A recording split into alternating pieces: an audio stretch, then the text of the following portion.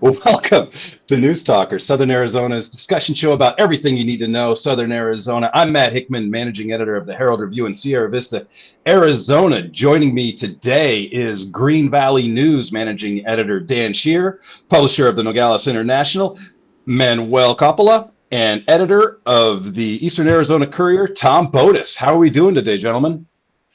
Good. Fabulous. Fabulous. Yes, it's a beautiful day here in Southeast Arizona.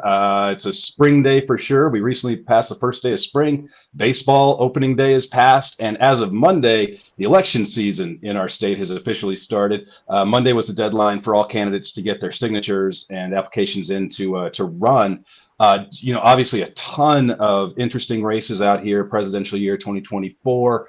Kind of want to go around the horn and talk about the local races in your specific areas. Who's on there? What looks really interesting to you now that we're kind of on opening day? Let's start with you, Dan, out in Green Valley. What are you seeing?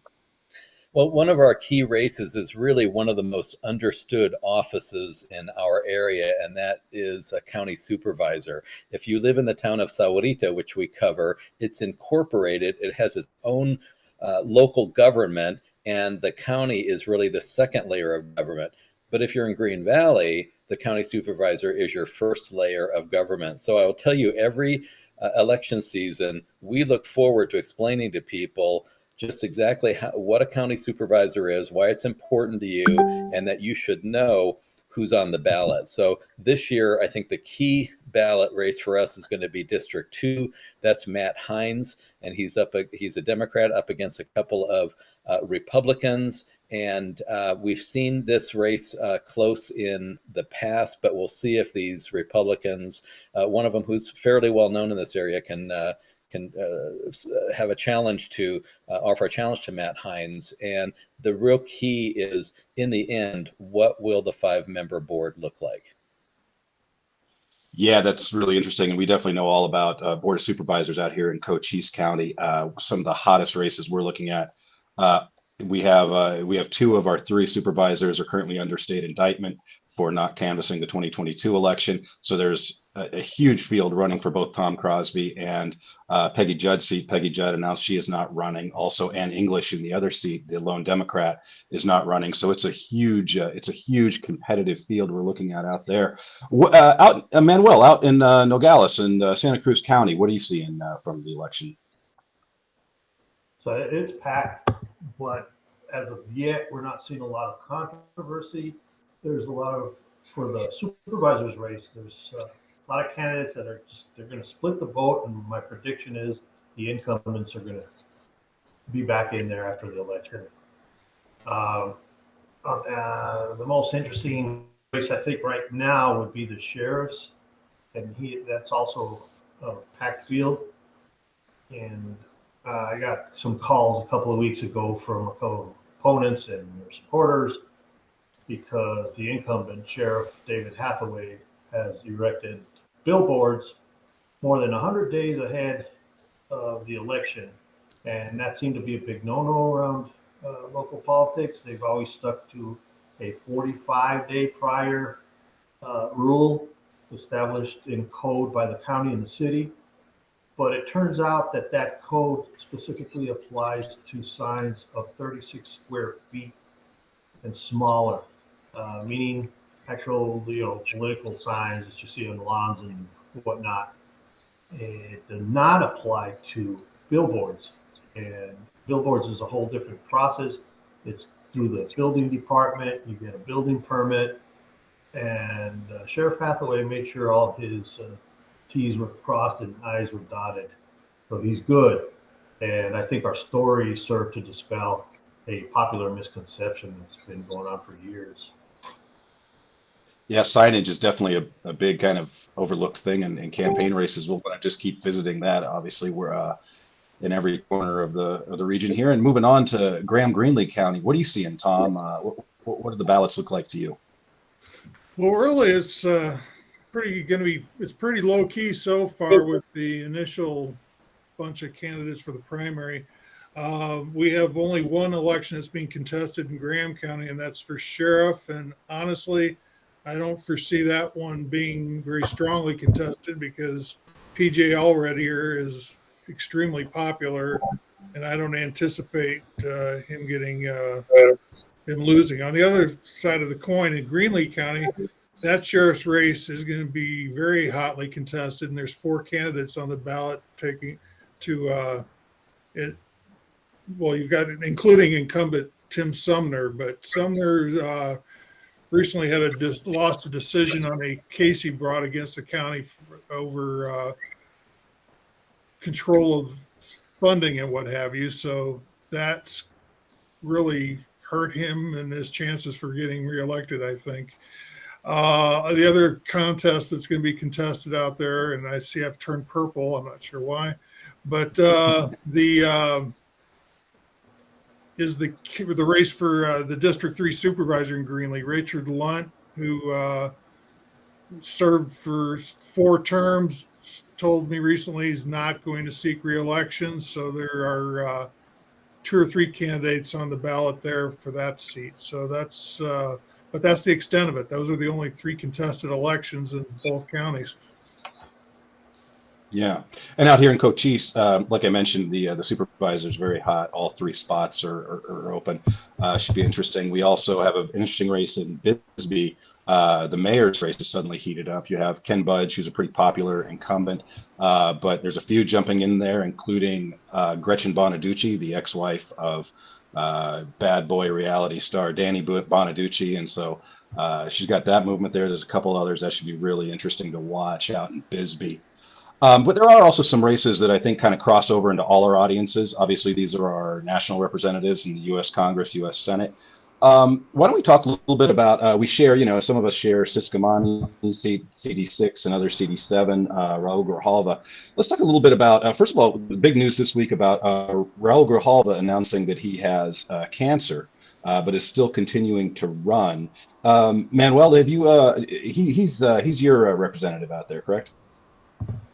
That's correct. And yeah, what do you hear? I'm not here. I've reached out to the office and haven't heard back from them as far as any updates. And so it was pretty shocking to his constituents down here. We're a very strong Democrat county, and he's been in there so long. He is our senior lawmaker after all. And so it's quite concerning. Yeah. And then the rest of us, I believe, are in Juan Sisquamani's district, CD6, if I'm not mistaken. He's looking at having a very interesting race, not only in the general election with a likely rematch with Kirsten Engel, but getting a primary challenge from Kathleen Wynne, who ran against him last time and got 19% in the primary. Dan, what are you seeing in this race? What's going to be different this time around, do you think? Well, let me briefly go back to Grijalva, because since the districts were redrawn in 2020, he actually does now represent most of Sahuarita. And so we know about him. I think he said all the things you would expect when he announced that he had cancer, that the work continues uninterrupted in his office, that he's asking for privacy for him and for his family. What he hasn't said so far is what type of cancer he has, what stage he might be in.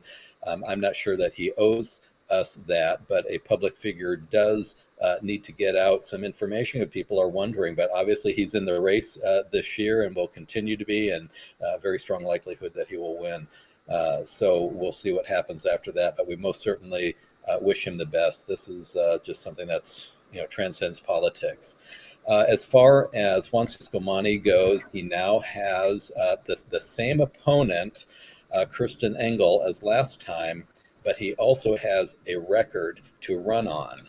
And some of that record is going to be play real well in the more conservative areas, and some of it is not going to play real well in some of the more left-leaning Democratic areas, and specifically the vote for House Speaker, which was a complete fiasco when he voted 3 times for Jim Jordan, and that failed, and it was really just an embarrassing time for the House. But what people don't see in Juan Sisquamani is that he works an awful lot behind the scenes. He works across the aisle a lot. He's taking a lot of heat for voting for this recent budget bill, but how can you be on the Appropriations Committee, craft a bill, and then not vote for it? So of course he was going to, but he was the only House Republican in Arizona to vote for it. So you can fully expect that Christian Engel will be just as strong as before and will be throwing a lot of his record at him.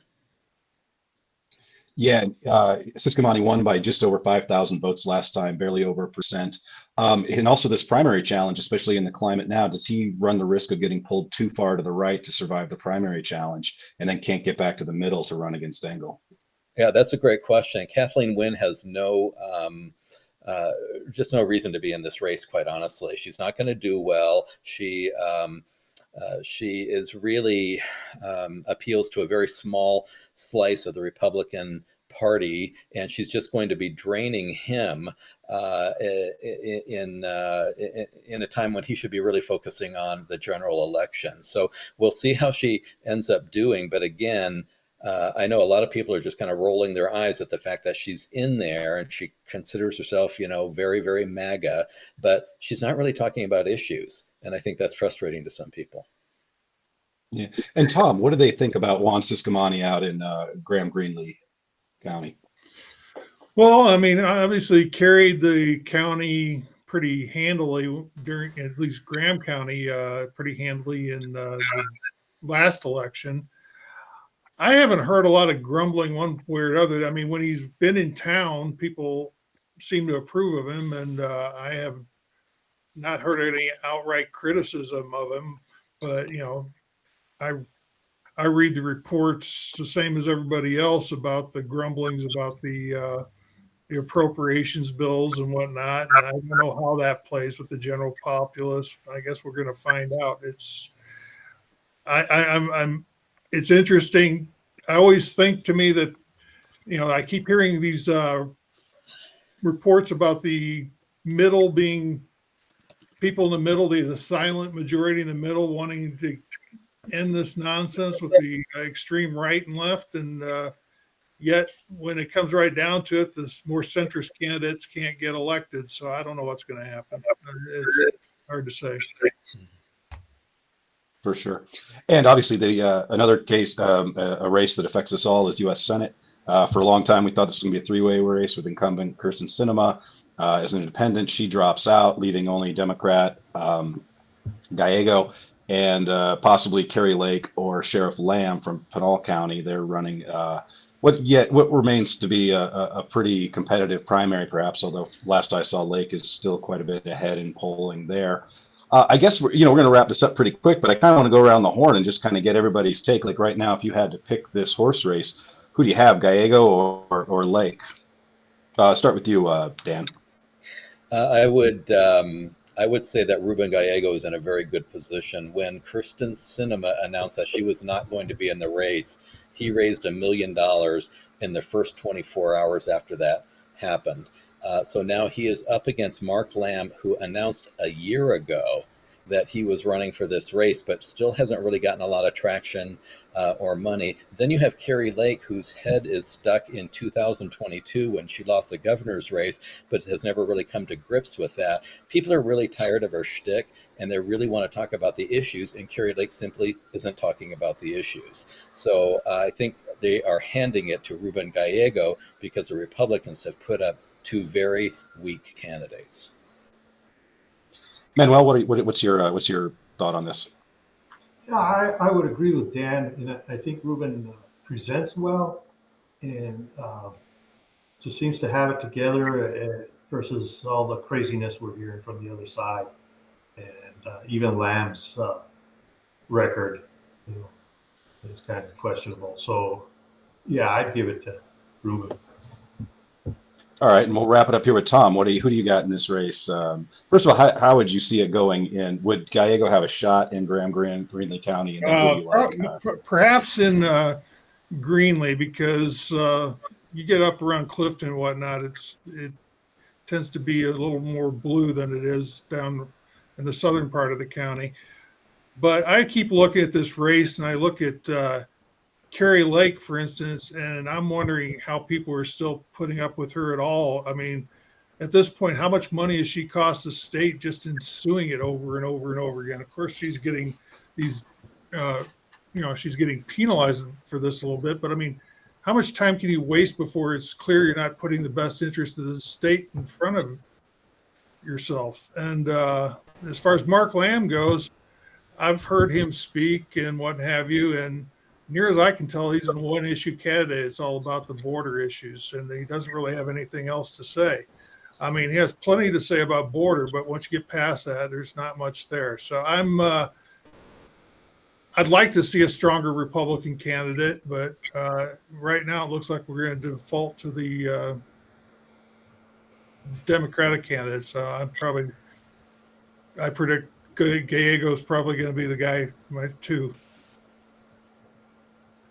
Yeah, I'd pretty much have to agree with the assessments of all you, and I would at this point I would pick Ruben Gallego as well to be our next U.S. Senator. Well, this has been a fantastic discussion. Thank you guys so much for your time, and thank you for tuning in to News Watcher with Communications, Southeast Arizona. Make sure to check out all of our newspapers in all your respective markets, and have a great day.